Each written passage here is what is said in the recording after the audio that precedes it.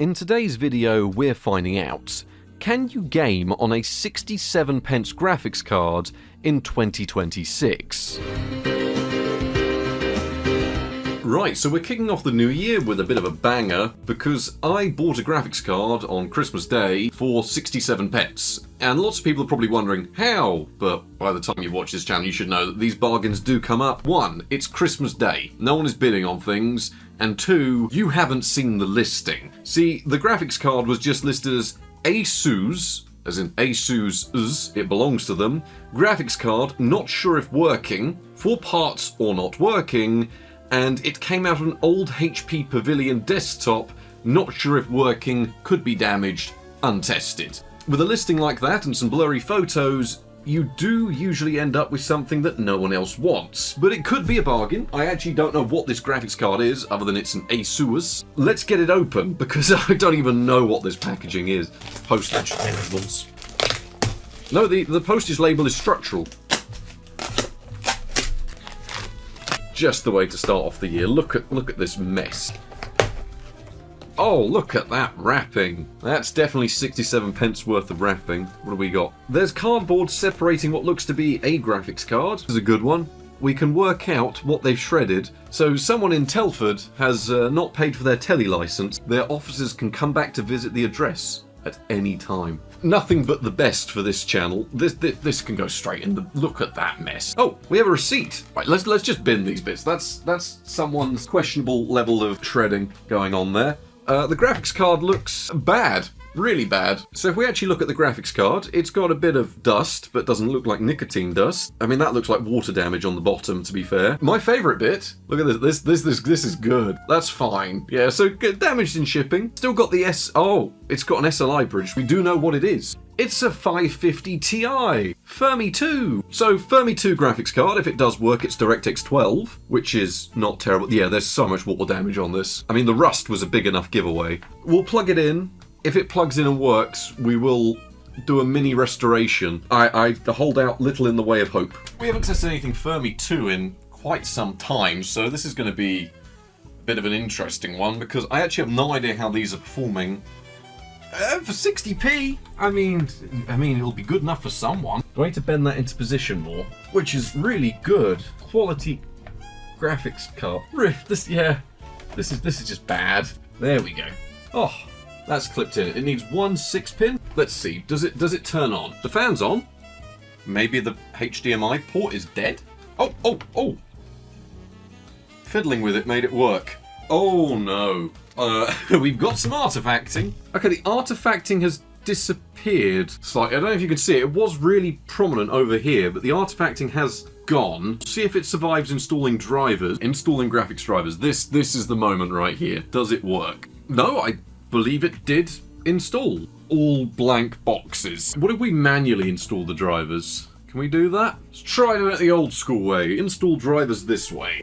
Oh. Is it going to work? Okay, leave it running for a little bit, see if it warms up too much or if it crashes, and if it doesn't crash, I think we're all good to go ahead and give this a clean, so at least it won't look as hideous. And we're making pretty good progress on this one. I mean, it's nothing fancy, it's just a cheap graphics card video, but also a little look back at Fermi 2. Whether or not I make it run GTA 5 Enhanced is just another matter, because that was a bloody nightmare last time. So we've been running for a little while now, and honestly, thermals are not bad, temperature noise isn't bad, the card hasn't artifacted or had any problems yet, so I think what we're going to do is give it a bit of a clean up, because I mean, it probably does need it. So we'll give this thing a clean up and then take a little look at the specifications. And then, I mean, I genuinely am curious, because for 67 pence, how good is this graphics card? Because so far what we've tested it in is Valley. I mean, it hasn't got to be the fanciest clean in the world. It's just got to be, make it look less like it's covered in rust and dirt and water. It's not going to be the most comprehensive clean in the world, but just something to make it look a little bit nicer. I'll probably take it outside and give it a good blast and spray off. Yeah, it's dusty, but even the thermal paste doesn't look too bad on here. Although I do think it's got damp at some point with the amount of water build-up and rust in certain parts. I mean, look at these screws. You look at that screw there, you can make out all the rust. So, yeah, it definitely got some form of water damage, but hey, we paid 67 pence. We can deal with that. Well, it's by no means perfect, but a lot of the dust is off now, and the card has less rust and grime and dirt on it, so it's taken a little while to get there. All the contacts are now clean, new thermal paste is on. Honestly, that's as good as we're going to get it. But let's see if it'll overclock, get a reading of how good it is. It is also worth mentioning that a few bugs had died next to the GPU core, which I wasn't expecting, but they had. So those are now gone. It's just a basic Asus graphics card. I mean, it is actually looking remarkably clean in the system now. I'm really happy how that's turned up. Yeah, not exactly an overclocker, this one. Good memory on the card. Yeah, that's stable. Let that run. Yeah, we got a sizable frame rate increase. We're running higher frame rate and higher resolution now. And the graphics card doesn't smell like burning insect. It does actually have some okay specifications. Mostly the thing it's got going for it is low power and does support DirectX 12. We're pretty much all ready to go. I mean, it's cleaned up nice, it looks alright, it's running okay, it's stable, it's got a basic overclock. Sure, the I/O shield's a little bit bent, but that's fine. Yeah, we're starting the year with a not too bad graphics card on paper. On paper, keep in mind, we haven't actually seen the real world performance. That is coming up very shortly. Now that's 67p graphics card performance, around 2 frames per second. Worth noting, this is quite a modern benchmark for this little graphics card to handle, but 2 FPS in Time Spy for this money is not terrible, because you've got to remember, the last time we got a graphics card this sort of cheap must have been Terascale from AMD, sort of around that territory. That doesn't even run DirectX 12. This does. But we'll run this through, and I think that's it for performance. This is what we're gonna get. With all of that cleaning done though, the card was now running what seemed to be absolutely fine. It didn't smell as much anymore, which may have been the moisture and the bugs on the circuit board actually heating up a tad too much to exist anymore, but at the same time it did mean that our 67 pence graphics card not only looked really good, as to be fair it did clean up quite nice as long as you aren't looking at the back I/O shield that's covered in rust, but the thermals were much improved with it now running at 50 to 60 degrees, it was making far less noise, and it was covered in less rust, dust and bugs, which is about as good as we can get this graphics card. In terms of actual performance throughout some 3D Mark benchmarks, Time Spy did prove to be quite a challenge given it's a somewhat modern benchmark that runs on DirectX 12 and generally does prefer having over 1GB of VRAM, and in terms of older benchmarks such as Firestrike, well, we actually do see rather competitive performance for a card of its age. So I can't really fault the card too much because at the end of the day, the GTX 550 Ti isn't particularly exciting, but when you get one so cheap and it does actually work and will overclock to at least get a good score out of a 3D Mark test, well, you can't really complain too much, can you? The thing is though, as much as some people on this channel will have heard of a GTX 550 Ti, I can guarantee there's probably quite a few younger viewers that have never heard of the 550 Ti and have no idea what I'm on about when I'm talking about Fermi and Fermi 2 and all that. Well, specifications-wise, the GTX 550 Ti was an entry-level card from Nvidia in 2011. It came in based on the Fermi 2 architecture. Think of the GTX 480 and its, well, everyone just called it a furnace at the time and a barbecue. Fermi 2 was the next generation along and fixed most of those issues, turning it into what was actually a really well long-lived and actually a very well-performing architecture. It comes with 1GB of GDDR5 memory and a 192-bit memory bus. The drivers are dated 2018, but Nvidia did actually provide really solid final drivers with basic DirectX 12 support. It has 192 pixel shaders, 32 ROPs and 24 TMUs, and general power consumption is around 90 to 100 watts depending on if you've got the unit overclocked. As nice as Fermi 2 was, you are still dealing with an architecture that can use power when you start pushing it quite far. Today we got this card for around 67 pence, but if you really are looking into one, these cards are now completely worthless. You can pick them up regularly for under £5 from CEX, and similar prices over on eBay. If you go with an untested or unnamed unit like this one, expect to pay £1, £2, really people are not going to spend much money on these and people aren't asking much money for them. But the specifications may not look great, and the history of the card, Well, it was questionable at best as well. See, when the GTX 550 Ti launched, it wasn't exactly the most popular card because AMD had released the HD 5770, which performed better in most titles of its day with decent enough drivers and a lower price tag. Generally, you could pick up the Radeon option for £30 to £40 less than this, and most people that were using these entry-level Fermi cards, well, there wasn't much of a reason to upgrade from last generation unless you were really fussed about power consumption, in which case you likely went with the AMD option of the time as well. How things have changed. At the end of the day though, the GTX 550 Ti did find its way into future PCs in the form of scams. There were lots of scams a few years ago pretending to be 1050 Ti's, and they'd either use a GTS 450 or a 550 Ti, flash the BIOS and make you believe it's something else. We've come quite far since those scams used to exist, but at the end of the day that's one of the most modern use cases these cards have had. As time's gone on, it's not like the GTX 550 Ti has become legendary or something. In fact, the fact it was used as the base of scams makes it much maligned. But at the same time, compared to AMD's options of the era, you will get lots more modern games launching on cards like this because of the great final drivers, the pretty decent underlying architecture, and the fact that you do get some rudimentary DirectX 12 support. So the GTX 550 Ti isn't anything to shout about, but for a cheap card, it's one that's aged okay and has a bit of a weird story behind it. But with all of that out of the way, we now know that the card works, we know it overclocks, and we know it cleaned up alright. In fact, we even now know a little bit of the history of this graphics card. So there's a few ways you can look at the benchmarks. 1. How is a 67 pence graphics card actually holding up? And can you use a graphics card this cheap to get away with some modern gaming? And the alternative approach for those people that aren't interested in the value prospect, the GTX 550 Ti. An entry-level graphics card from 2011 based on an architecture that most people find questionable. How well does it actually perform in 2026? I mean, this is now a 15-year-old graphics card and a Fermi 2 one at that. So has gaming finally reached a point where you can't play anything on these? Or are a good chunk of titles actually going to run on it? Because I've gone into this having not tested one of these in probably 5-6 years. So even then, there's some interest in this from how are those entry-level Fermi cards actually holding up in the benchmarks.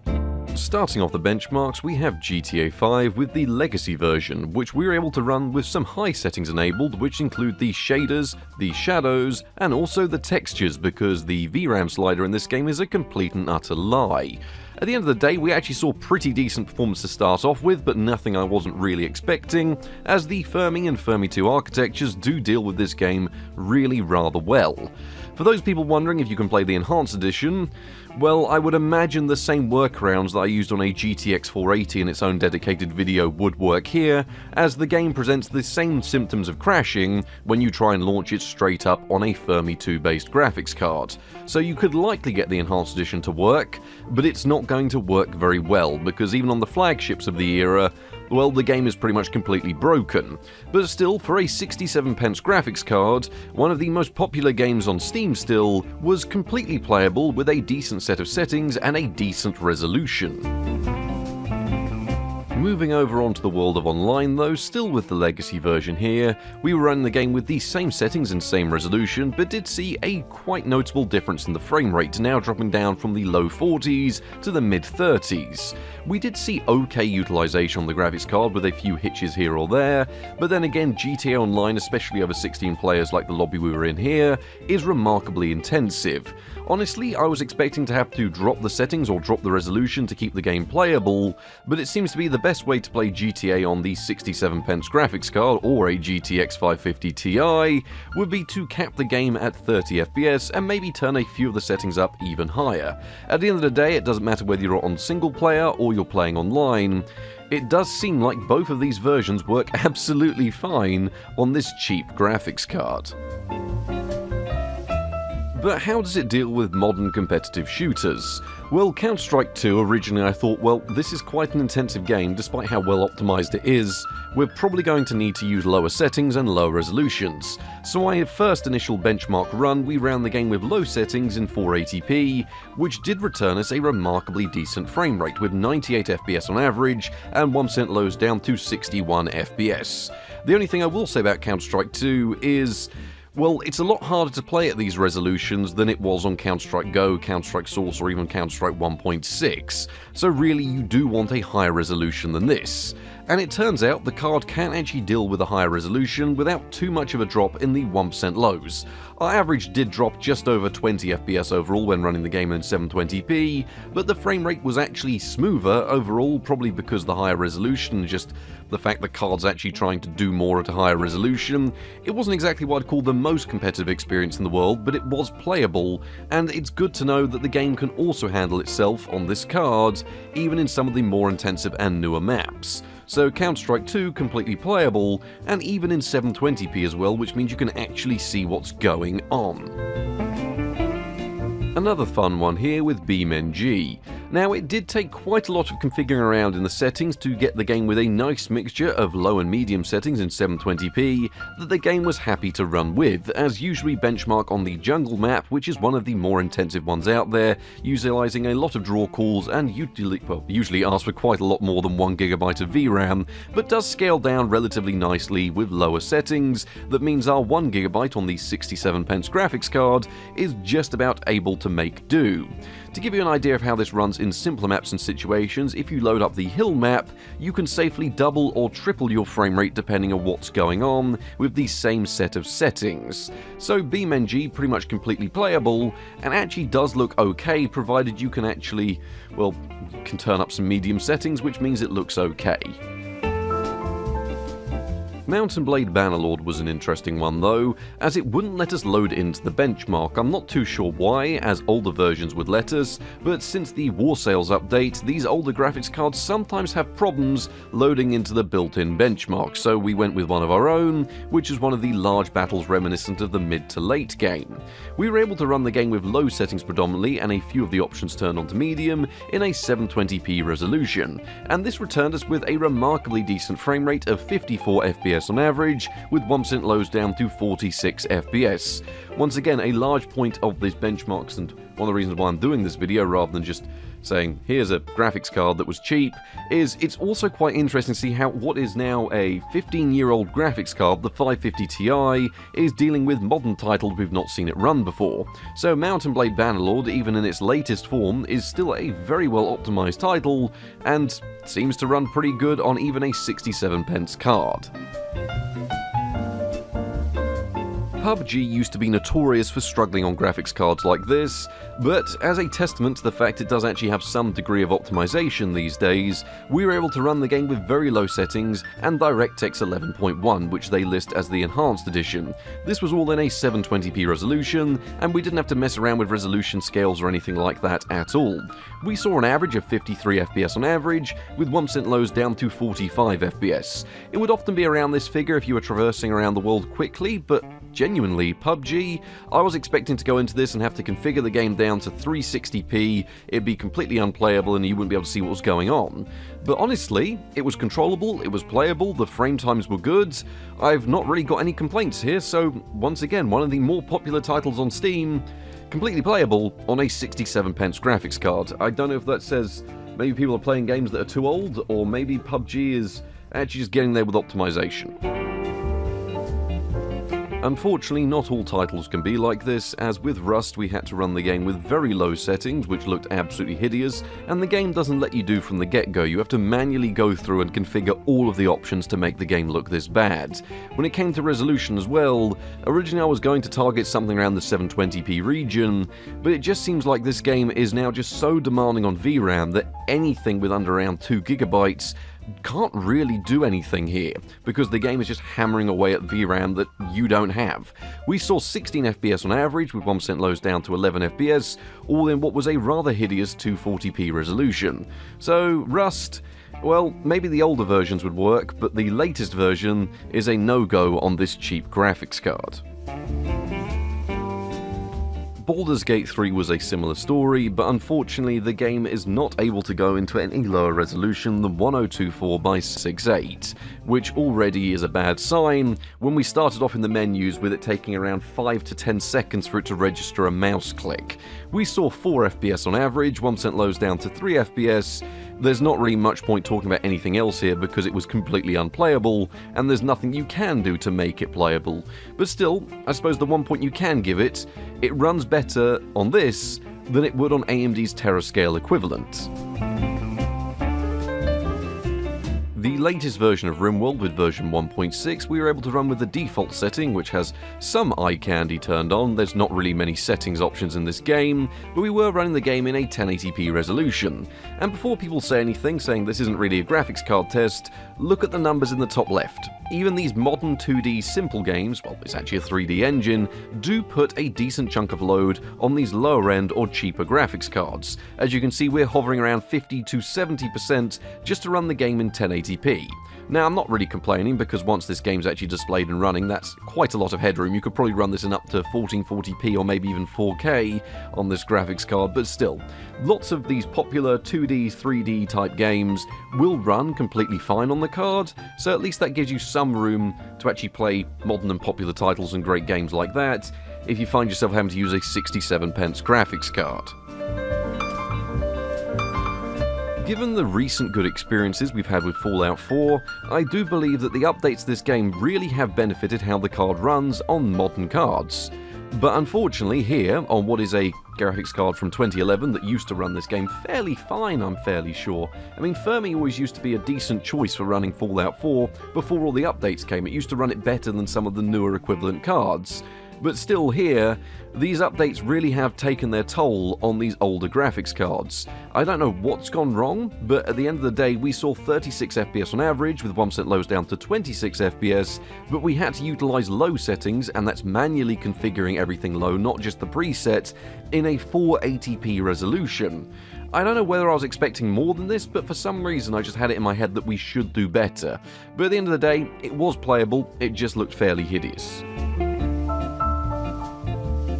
To carry on a trend of trying to test new games though, we do have Minecraft, which may not be new, but this is the latest 2025 release running with fancy settings in 1080p. And it worked about as well as I expected it to. These were the settings the game defaulted to originally, so I think we had a chunk distance around 12 to 14, something like that, and we returned 92 FPS on average, with 1% lows down to 78 FPS. So Minecraft, it's pretty playable. This means that virtually all versions of the game before this, or the mod packs, everything like that, will work. So it's kind of one of the things this card is going for it. It can handle some of the most popular titles on Steam, but it can also handle these newer and simpler games that everyone seems to want to play, like Minecraft, absolutely fine. So just for use in someone's cheap PC, I mean, for 67 pence, being able to run this is good enough. But finally, can it run Crysis? Well, with medium and high settings in DirectX 10 utilising 720p as our resolution, we saw the game was pretty much playable with 29 FPS on average and 1% lows down to 26 FPS, so our frame times really were remarkably decent. The only thing is, if you were playing the game without an FPS counter, you likely wouldn't care that you're under 30 FPS. But as we have that FPS counter, you can see that occasionally we do drop beneath the 30 FPS figure when lots is going on. To resolve this, and to keep some of the eye candy on, you can run the game in 800 by 600, but let's be honest, what's really the point? It's Crysis, you want to try and run it in at least a HD resolution. Still, it can run Crysis, and it can launch the game with DirectX 10, which is something the latest RTX cards can't do. So a 67 pence graphics card has got the 5090 beat, if it's only being able to launch one specific game from 2008. So, overall performance. Well, for 67 pence, some of the most popular titles on Steam are not just playable, but they're playable in high-definition resolutions, which I really wasn't expecting. I mean, to get started with, GTA, although it's the legacy version, is still very popular on the Steam charts, and the online version, where lots of people haven't changed their accounts over, remains probably the reason why. So with GTA Online and the legacy version still being playable in 1080p with high settings, and a 1080p resolution and 30 FPS as a minimum, well, it just goes to show that for 67 pence, you can still play those types of titles. Another standout, Counter-Strike 2. The fact is, we thought, well, I went into this thinking 480p was going to be the maximum we were going to be able to do. And then suddenly, we're running the game in 720p HD, with admittedly not a competitive frame rate, but one that was smooth enough to actually enjoy the game. And if this was your only choice, is to use a 67 pence graphics card, or you're from a region of the world where the GTX 550 Ti is still available as an option, which is usually quite common because of how much they were used for scams, well, the performance is actually somewhat serviceable. I mean, don't be wrong, modern titles like Rust that have come a long way in the years since it would have been played on graphics cards like this, Fallout 4, games that have just moved on from this generation does mean there's a subset of games that used to work that no longer do, but on the other hand, some games like PUBG have actually now become optimized enough that you can run them in 720p on a 67 pence GTX 550 Ti. So the performance is a bit of a weird one because for 67 pence, the price to performance is absolutely amazing. At the end of the day, it's not an extremely powerful graphics card, but it goes to show that a cheap 14-year-old card, even if you get paid a little bit more than this, is still pretty decent for at least playing some titles.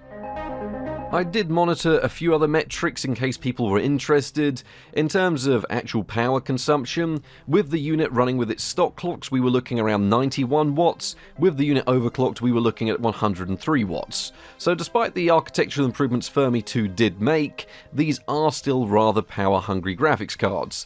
That's not to say that you probably couldn't run this with a Molex adapter off a 350 watt FSP group unit. I mean, I've known people that have done that for years, and those machines are still kicking, so, you can work your way around that. The final drivers are excellent, so that wasn't a problem we ran into, and in terms of thermals and actual noise from the unit, well, it's a decent Asus cooler. In fact, that's the only thing we knew when we actually bought the card, and even that was spelt wrong. And it does keep the graphics card cold, and it does keep the thermals and the noise actually down pretty good. So it's an okay graphics card. I mean, it's an okay version of an entry-level graphics card that is now completely worthless. That's about all there is extra to say. There's no Nvidia NVENC.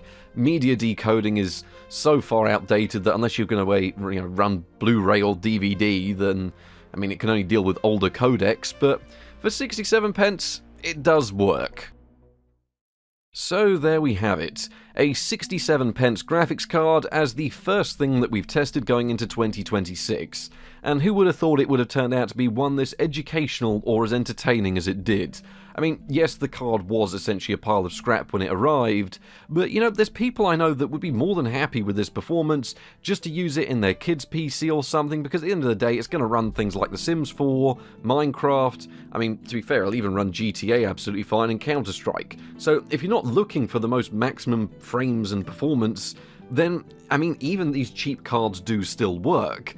Maybe one day we'll take a look at the Fermi 2 flagships, the GTX 580, and actually, take a proper look at how the range is holding up now that we're moving into 2026.